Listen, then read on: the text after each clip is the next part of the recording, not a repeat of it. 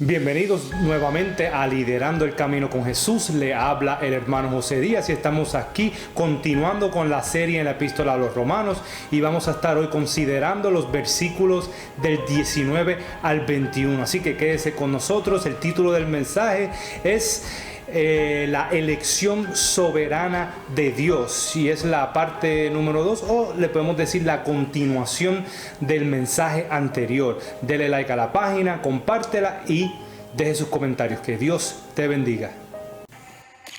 Saludos, mi amado oyente, le habla el hermano José Díaz y proseguimos en la serie en la Epístola a los Romanos y nos encontramos en el capítulo número 9 y vamos a estar hoy considerando los versículos del 19 al 21 y reflexionando un poco en el mensaje anterior. Habíamos terminado diciendo que la única respuesta que la Biblia nos da y que Pablo nos da acerca de la elección soberana de Dios es que de quien Dios quiere, tiene misericordia, y al que quiere Dios endurecer, endurece. Y si la Biblia lo dice, mi amado oyente, debemos de aceptarlo literalmente y debemos de humillarnos y confiar en la soberana y perfecta voluntad de Dios. Claramente el apóstol Pablo está explicando la única razón que existe en la Biblia para el cual Dios tomó la decisión de amar a Jacob y aborrecer a Esaú.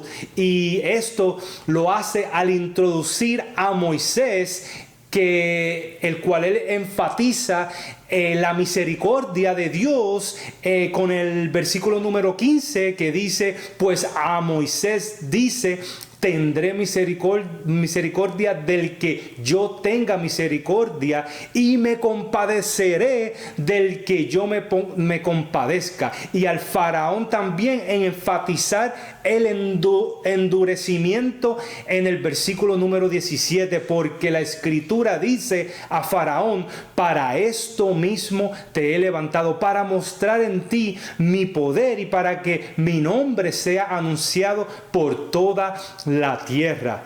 El apóstol Pablo recalca el hecho de que Dios endurece el corazón del faraón para concluir su argumento del versículo 13, que Dios no fue injusto en su rechazo con Esaú. Romanos 9:11, pues no había aún nacido, ni habían hecho aún ni bien ni mal, para que el propósito de Dios conforme a la elección permaneciese, no por las obras, sino por el que llama. Y el versículo 13, como está escrito: a Jacob amé, mas a Esaú aborrecí. La soberanía divina se puede definir como el poder de Dios de autodeterminación absoluta. Es decir, Dios no utiliza otras personas, no utiliza ángeles o criaturas creadas con la capacidad de liberar y tomar decisiones por él. Al contrario, Dios soberanamente y absolutamente hace sus propias acciones, sus propias decisiones, y estas están de acuerdo con su elección y su soberana voluntad. Ahora, leemos que dice el versículo 19 de este mensaje: pero me dirás, ¿por qué pues inculpa? ¿Por qué Dios inculpa? Está diciendo, ¿quién ha resistido a su voluntad? Por esta razón, uno no debe acusar a Dios de injusticia. Esto sería revertir incorrectamente los roles de criatura y creador. Usted no le dice a su jefe o a su patrón qué decisiones debe de tomar, y mucho menos cuestionar las elecciones que él toma para el beneficio de la compañía. De igual manera, Dios es libre de mostrar su misericordia a quien quiere, porque en su soberanía absoluta, el Creador tiene autoridad completa sobre su creación o sobre sus criaturas. A pesar de que los ángeles y el ser humano tienen el libre albedrío, pero por supuesto ellos no son soberanos. Déjeme repetirle nuevamente este punto. Ninguno de nosotros somos soberanos como lo es Dios. La diferencia yace en que la autodeterminación de Dios es absoluta. La palabra absoluta que yo utilizo aquí, o absoluto, viene del latín absolutus y está formada con el prefijo ab, que es la primera parte, que significa separación, aparte, lejos, fuera. Y la segunda parte, que es solutus, es también compuesta, y solu significa soltar o liberar. Y el sufijo tus o absoluto, to, usado para indicar que ha recibido la acción. Entonces, me explico. La idea es de algo que no está suelto, que no tiene división, que no está separado. Y esta es la soberanía en la autodeterminación absoluta de Dios, que no está separada del control de todas las cosas. Y esto involucra dos cosas. Primeramente, la elección de Dios están determinadas solamente a través de su naturaleza y su propósito. En contraste, las elecciones del ser humano están determinadas por factores distintos a su naturaleza o propósito, es decir, por acciones de otras personas o por varios eventos que suceden en la vida de una persona. Segundo, la soberanía de Dios cubre todas las cosas, incluyendo el libre albedrío del ser humano. Me explico en este punto. Dios es la máxima, final y completa autoridad sobre todas las cosas y todas las personas. Por lo tanto, Dios no es arbitrario en sus tratos con la humanidad. Aún en el rechazo y endurecimiento, Dios es justo. Sin embargo, el razonamiento humano es que si Dios endureció el corazón del faraón, ¿por qué pues entonces Dios inculpa al faraón si estaba llevando a cabo su propósito? Y esto es una pregunta válida, pero están formulando nuevamente el argumento equivocado. Y aquí es donde también choca la enseñanza abierta de los arminianos tradicionales en el compromiso con el libre albedrío libertario. Así, ellos proponiendo que Dios está en el control general sobre todas las cosas, que normalmente no interfiere con el libre albedrío, pero mantiene el derecho de intervenir en el mundo para corregir o anular nuestros errores y garantizar que sus objetivos y propósitos generales no se vean frustrados. Sin embargo, mi amado oyente, la Biblia es clara al enseñar que Dios está en control absoluto de todas las cosas. Efesios 1:11 dice: en Él, en Dios, asimismo tuvimos herencia, habiendo sido predestinados conforme al propósito del que hace todas las cosas según el designio de su voluntad. Es decir, aquel que nos predestinó para salvación, Dios es quien también hace que todas las cosas de acuerdo a su voluntad y propósito se cumplan. Salmo 115:3 dice: nuestro Dios está en los cielos y hace lo que le place. Después de tener su audiencia con Dios, también podemos ver a Job confesando en el capítulo número 42, en el versículo número 2, que dice: yo sé bien que tú lo puedes todo, que no es posible frustrar ninguno de tus planes. Daniel 4:35 también nos declara: todos los hombres de la tierra no son nada comparados con Él, con Dios. Dios, Él hace lo que quiere entre los ángeles del cielo y entre la gente de la tierra. Nadie puede detenerlo ni decirle por qué haces estas cosas. Ahora, en el versículo 14, la pregunta fue: ¿es Dios justo? Y aquí en el versículo 19 ¿no es injusto Dios? En respuesta a aquellos que piensan que es extraño que el Dios que controla todo nos haga responsables del mal que hacemos, Pablo usa esta imagen para mostrar que Dios, como alfarero, tiene el derecho de hacer lo que quiera con la arcilla o el barro.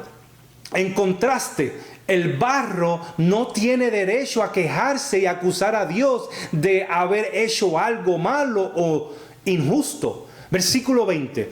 Mas antes, oh hombre, ¿quién eres tú para que alterques con Dios? Dirá el vaso de barro al que lo formó: ¿por qué me has hecho así? Pablo nos recuerda que lo que está tratando aquí es la actitud correcta y reverencia que nosotros debemos de tener para con Dios en cuanto a su soberanía. Dios gobierna y controla todas las fuerzas de la naturaleza y todas las actividades del ser humano. Él no tiene que presentar ningún informe a las criaturas, al ser humano, acerca de su conducta, de sus decisiones o de su elección. Porque Dios es quien preserva y sustenta todas las cosas que existen. Hasta el infierno, mi amado oyente, Dios lo sustenta con su poder y está presente todos los días, infligiendo su ira para todo aquel que no puso su fe en la obra completada de Cristo. Y esto lo vemos cuando Pablo les da acuerdo a los atenienses en el versículo número 28 del capítulo número 17 del libro de Hechos, que dice que en Dios vivimos, nos movemos y existimos. De hecho, Jonás experimentó la soberanía y la soberana voluntad de Dios en el capítulo número 1. Y también pudimos ver ilustrado el poder de Jesucristo al calmar el mar y los vientos en Mateo 8, versículos 23 y 26. Ahora, tampoco, mi amado oyente, es apropiado desafiar el carácter de Dios si se glorifica a sí mismo al expresar su ira contra algunas personas mientras derrocha su misericordia sobre otras. Dios hubiera sido justo si no hubiera salvado a nadie en toda la humanidad. Ciertamente es justo si por pura gracia eligió salvar a un remanente y de todos los demás. Así que el razonamiento humano no es la respuesta a este dilema. La soberanía y la soberana elección de Dios y la responsabilidad del hombre radica en el misterio y majestad de su soberanía. La fe lo deja ahí y lo acepta sin cuestionarlo, pero la incredulidad del hombre se revela a esto y hace que te mantengas bajo la ira de Dios constantemente todos los días. Y ahora, en el versículo 21 leemos que dice: ¿O no tienen potestad el alfarero sobre el barro, para hacer de la misma masa un vaso para honra y otro para deshonra? En otras palabras, Dios está ilustrado en este pasaje como el alfarero de todo lo creado, de todo lo que existe en el mundo y es quien ocupa todo el poder y ejerce su autoridad sobre todas las cosas y sobre todas las personas. Y como alfarero, Dios tiene un propósito y un propósito y un destino al utilizar la misma masa, el polvo de la tierra, y sacar del polvo de la tierra a un Moisés para honra y a un faraón para deshonra. Isaías 29:16 dice: vuestra perversidad ciertamente será reputada como el barro del alfarero. ¿Acaso la obra dirá de su hacedor, no me hizo? ¿Dirá la vasija de aquel que la ha formado, no entiendo? Dios hace en el barro lo que a Él le plazca. Y esto, mi amado oyente, es un derecho de Dios. Isaías 64, el versículo 8 dice: ahora pues, Jehová, tú eres nuestro Padre, nosotros barro, y tú el que nos formaste. Así que obra de tus manos somos todos nosotros. Ay del que pleitea con su hacedor, el tiesto con los tiestos de la tierra. Dirá el barro al que lo labra: ¿qué haces? ¿O tu obra no tiene manos? Isaías 45:9. Mi amado oyente, hay muchas personas todavía que no logran entender esta profunda doctrina de la soberanía y elección de Dios. Y aquí es que nace el legalismo, al tratar de formar parte en el plan de salvación utilizando como excusa la libertad de cada ser humano de elegir. Aún así, la Biblia es muy clara al enseñar que Dios no tan solo elige al creyente, pero también trae salvación y vida eterna a cada persona que cree. El Evangelio según Juan nos aclara que Dios es el único que puede crear un nuevo nacimiento en las personas y que Él lo da de acuerdo a su propósito y su soberana voluntad, no conforme a nuestros méritos, carácter u obras de justicia. Juan 1:12 al 13 dice: mas a todos los que le recibieron, a los que creen en su nombre, le dio potestad de ser hechos hijos de Dios, los cuales no son engendrados de sangre, ni de voluntad de carne, ni de voluntad de varón, sino de Dios. El apóstol Pedro lo dice también de otra manera. Él dice: bendito el Dios y Padre de nuestro Señor Jesucristo, que según su grande misericordia nos hizo renacer para una esperanza viva por la resurrección de Jesucristo de los muertos. Primera de Pedro 1:3. También Santiago hace la misma declaración en Santiago 1:18. Él de su voluntad nos hizo nacer por la palabra de verdad, para que seamos primicias de sus criaturas. Sin embargo, si alguna cosa se deja a Dios para que Él haga la elección, el razonamiento del hombre natural rápidamente concluye que hay una injusticia de parte de Dios. Sin embargo, no existe, mi amado oyente, ninguna injusticia en los tratos, hechos, decisiones y acciones de parte de Dios. Así también Dios puede entonces elegir rechazar a gran parte del pueblo de Israel y ser justo al hacerlo. Y también lo hace con la humanidad hoy en día. Y esta es la respuesta y un golpe fuerte que el apóstol Pablo le da a los judíos que creían que los gentiles no podían ser recibidos por Dios de ninguna manera alguna. Así que decir que Dios crea a hombres para que perezcan es decir algo que no está en este pasaje reflejado. Es decir, algo que en este pasaje no está diciendo el apóstol Pablo.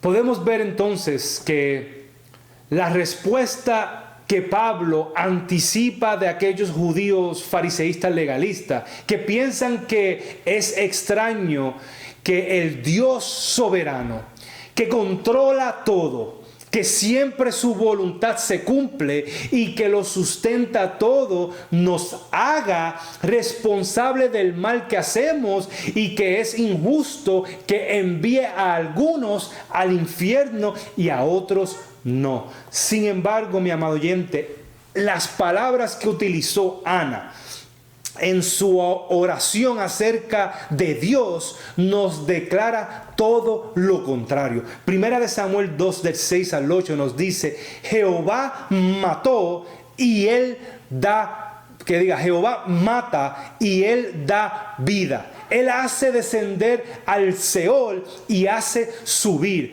Jehová empobrece y él enriquece. Abate y enaltece. Él levanta del polvo al pobre y del muladar exalta el menesteroso. Heredar un sitio, ¿cómo dice? Levanta el menesteroso para hacer sentarse con príncipes y heredar un sitio de honor, porque de Jehová son las columnas de la tierra y él afirmó sobre ellas el mundo. Mi amado oyente, es muy fácil olvidar la soberanía de Dios en nuestras vidas como cristianos, como creyentes. Olvidar que Dios está en control y hace planes y propósitos en nuestras vidas como si fuéramos nosotros mismos controlando nuestro destino. Santiago 4:15 nos dice: más bien deberían decir, si el Señor quiere, viviremos y haremos esto o aquello. Filipenses 2:13 nos dice: pues Dios es quien produce en ustedes tanto el querer como el hacer para que se cumpla su buena voluntad. En resumen, ciertamente Dios controla nuestras vidas y haríamos bien en reconocer eso. Proverbios 16, 9 y el versículo 13 nos dice: el corazón del hombre traza su rumbo, pero sus pasos los dirige el Señor. Y el 33, las suertes se echan sobre la mesa, pero el veredicto proviene del Señor. Juan 15:5 dice: separados de mí no pueden ustedes hacer nada. Así que termino con estas palabras, mi amigo y mi amado oyente. Tener control ilimitado, tener todo el control sobre el mundo, no equivaldría a que gran parte del conocimiento de Dios sea finito o sea limitado. De hecho, un Dios relativamente ignorante con poder absoluto para hacer lo que quisiera sería algo aterrador, ya que el ser humano podría temer constantemente de que Él use su poder en ignorancia de la verdad, ya que podría no saber absolutamente quién es verdaderamente culpable de pecado y como resultado pudiera estar castigando al justo y bendiciendo al injusto. Al igual que pudiera hacer un milagro también sin entender el orden natural de las cosas y producir un monstruoso resultado negativo en el mundo. Sin embargo, déjeme decirle, mi amado oyente, que tenemos esperanzas, porque descansamos en paz, sabiendo que nuestro Dios, que el único Dios que existe, es infinito en sabiduría, es todopoderoso, es omnisciente y su soberanía es absoluta. De hecho, esto es una de las cosas que la tradición judeocristiana está en acuerdo mutuo. Y esto, mi amado oyente, ahora me lleva a la siguiente y última pregunta. ¿Conoce usted, mi amigo oyente, de Jesucristo, el dador de la vida? Aquel que nos limpia de pecado, aquel que derramó su sangre en la cruz del Calvario para perdón de pecado. Dice la palabra que de tal manera amó Dios al mundo que ha dado a su único Hijo unigénito para que todo aquel que en Él cree no se pierda y mas tenga vida eterna. Si usted no lo conoce, esta es su oportunidad para hacerlo real en su corazón. Hoy la Biblia dice que hoy es el día de salvación. No es mañana, no es el próximo mes o el próximo año, ya que no sabemos qué puede suceder el día de mañana. Además, déjeme decirle, mi amado oyente, que si usted no acepta a Jesucristo, si usted vive una vida legalista, y todavía no ha puesto su fe en la obra completada de Jesucristo, déjeme decirle que después de escuchar mis prédicas y después de escucharme a mí predicar la sana doctrina y el mensaje de Dios, yo me voy a convertir en su peor enemigo. ¿Por qué? Me explico. Porque en el día final, en el día del juicio, cuando usted le diga: Señor, Señor, en tu nombre yo guardé la ley, en tu nombre yo me abstení a alimento, en tu nombre yo seguí el sábado, en tu nombre yo seguí estos principios, en tu nombre profetizamos, hicimos milagros, y el Señor le dirá a usted: alejados de mí, hacedores de maldad. Y entonces Él va a traer como testigo cada prédica que usted escuchó de mí, y va a ver que Dios le dio la posibilidad, le dio la opción de que usted dejara el legalismo y viniera a la sana doctrina y el camino correcto. Y usted entonces, desde ahora y hasta entonces, me va a odiar toda la vida, porque a través de estos mensajes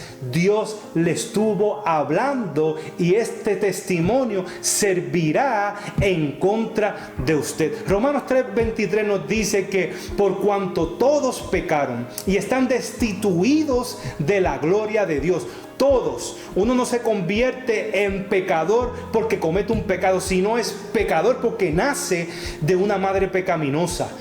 Romanos 6:23 nos dice: porque la paga del pecado, entonces al ser pecadores, la paga, lo que te va a pagar a ti es muerte eterna en el infierno, más la dádiva, que este es el regalo, el don de Dios, es vida eterna en Cristo Jesús, Señor nuestro. ¿Y cómo podemos obtener entonces nosotros la salvación?